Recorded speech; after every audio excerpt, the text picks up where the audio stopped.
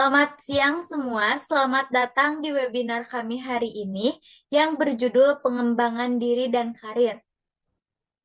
Puji syukur kehadirat Allah Subhanahu wa Ta'ala, karena atas rahmatnya kita dapat berkumpul secara virtual dalam acara webinar Pengembangan Diri dan Karir.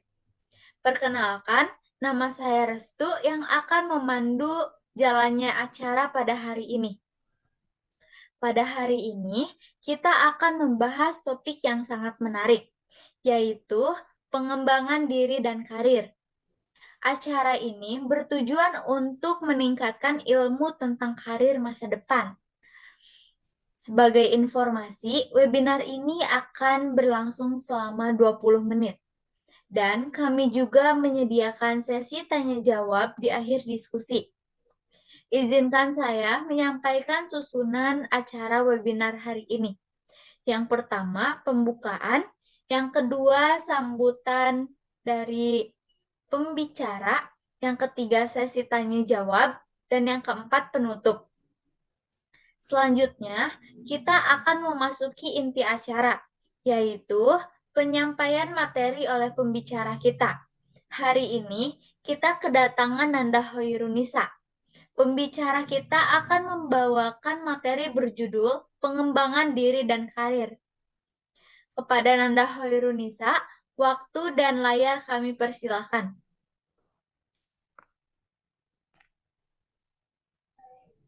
Baik, terima kasih untuk Restu atas penyerahannya.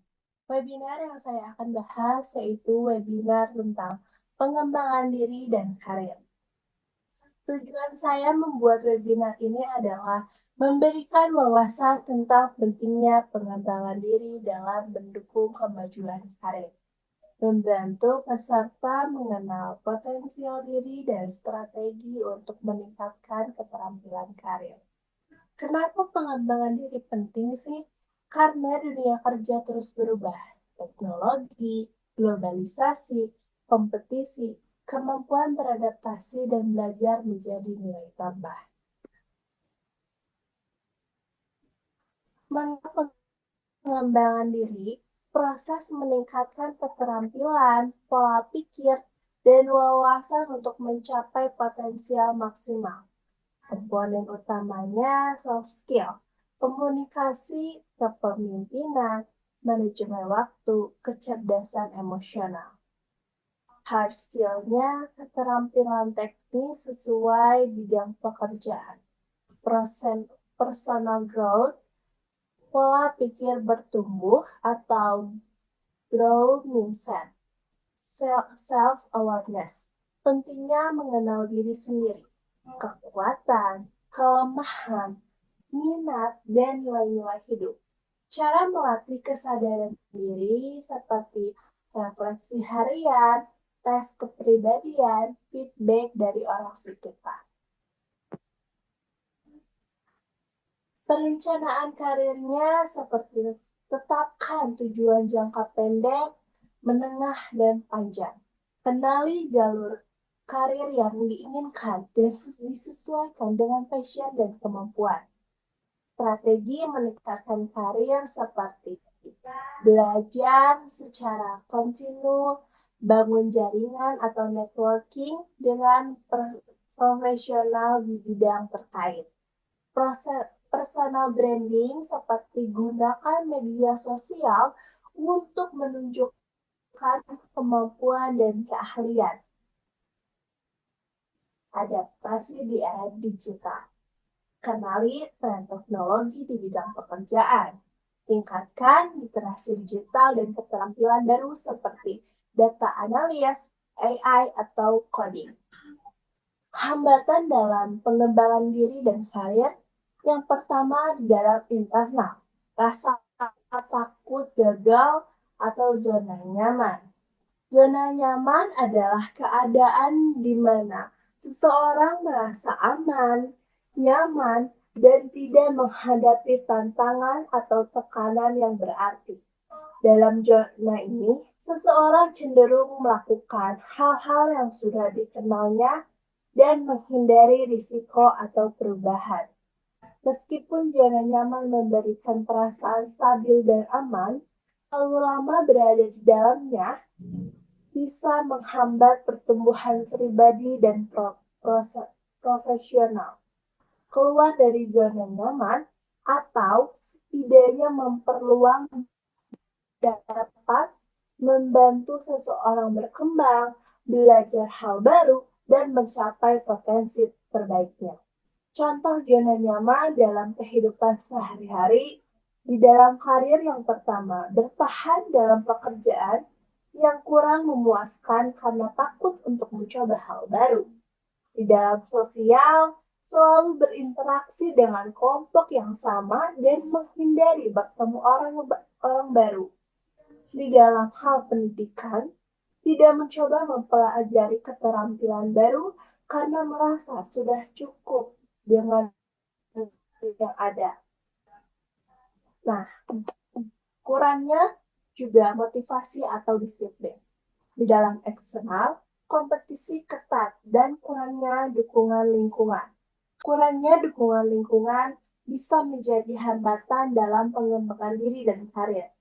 Contohnya yang pertama, lingkungan keluarga yang tidak mendukung. Orang tua atau keluarga tidak percaya pada pilihan karir seseorang. Misalnya, menentang keinginan menjadi seniman karena dianggap tidak menjanjikan. Tidak ada dorongan atau motivasi dari keluarga untuk berkembang, malah lebih sering mendapatkan kritik yang meruntuhkan kepercayaan diri. Yang kedua, teman atau pergaulan yang tidak positif, dikelilingi oleh teman yang tidak mendukung ambisi dan sering mengejek impian seseorang. Lingkungan pertemanan yang lebih suka membuang waktu dibandingkan melakukan hal yang produktif. Yang ketiga, tempat kerja yang tidak menghargai potensi. Atasan atau rekan kerja tidak memberi kesempatan untuk berkembang atau belajar hal baru. Budaya kerja yang toksik, seperti seringnya kritik tanpa solusi, kurangnya apresiasi, atau persaingan yang tidak sehat. Yang keempat, masyarakat yang memiliki pola pikir tertutup. Norma sosial yang membatasi seseorang untuk mengejar impian, misalnya menganggap perempuan tidak cocok bekerja di bidang tertentu, tidak adanya akses atau dukungan untuk pendidikan dan pelatihan yang dapat membantu pertumbuhan individu. Kurangnya dukungan lingkungan bisa menjadi tantangan, tetapi bukan berarti tidak bisa diatasi. Mencari komunitas yang lebih positif, membangun mindset yang kuat, dan terus belajar bisa membantu seseorang terus berkembang meskipun lingkungannya tidak mendukung. Solusinya, buat rencana bertahap, atasi ketakutan dengan aksi kecil, dan juga mencari mentor. Solusi terhadap kurangnya dukungan dan lingkungan, cari komunitas atau mentor yang bisa memberikan motivasi dan bimbingan. Bergabung dengan kelompok profesional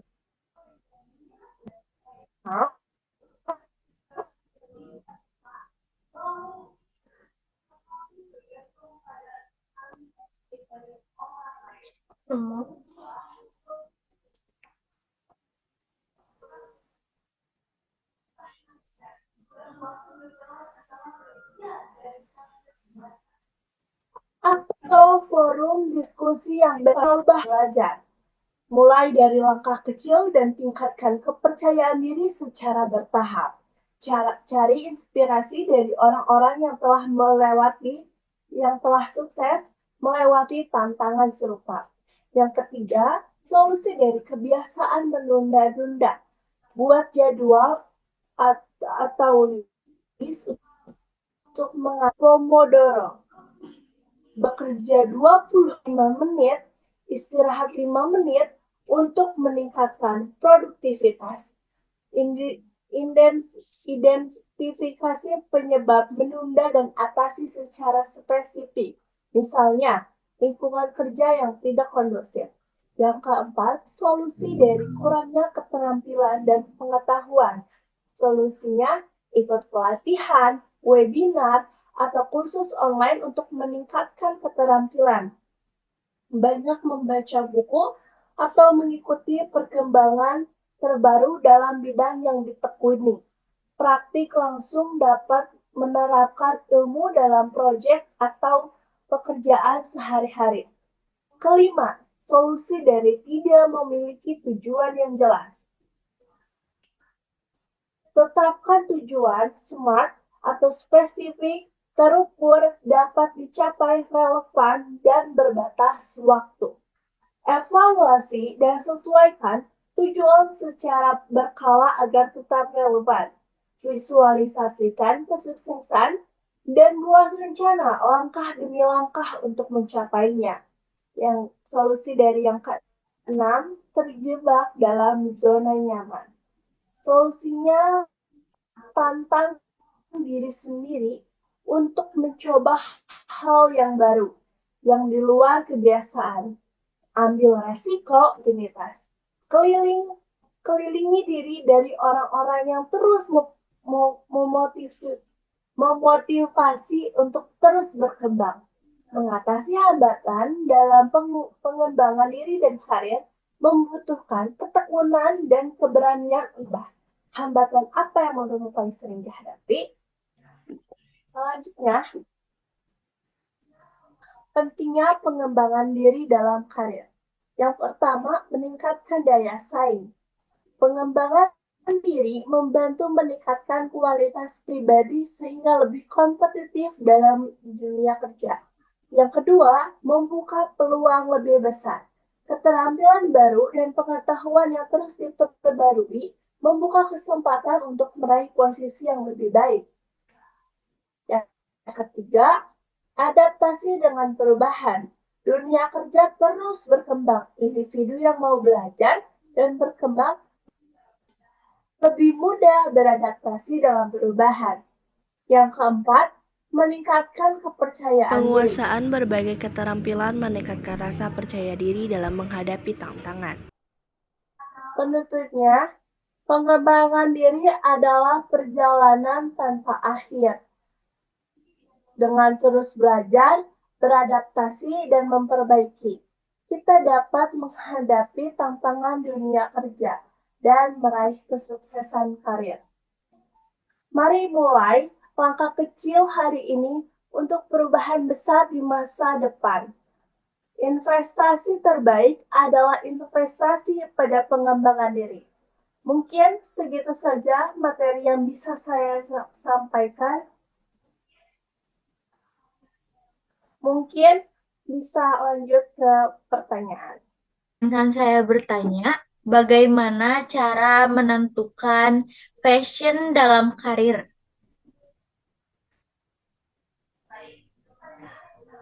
Baik, pertanyaan yang sangat bagus.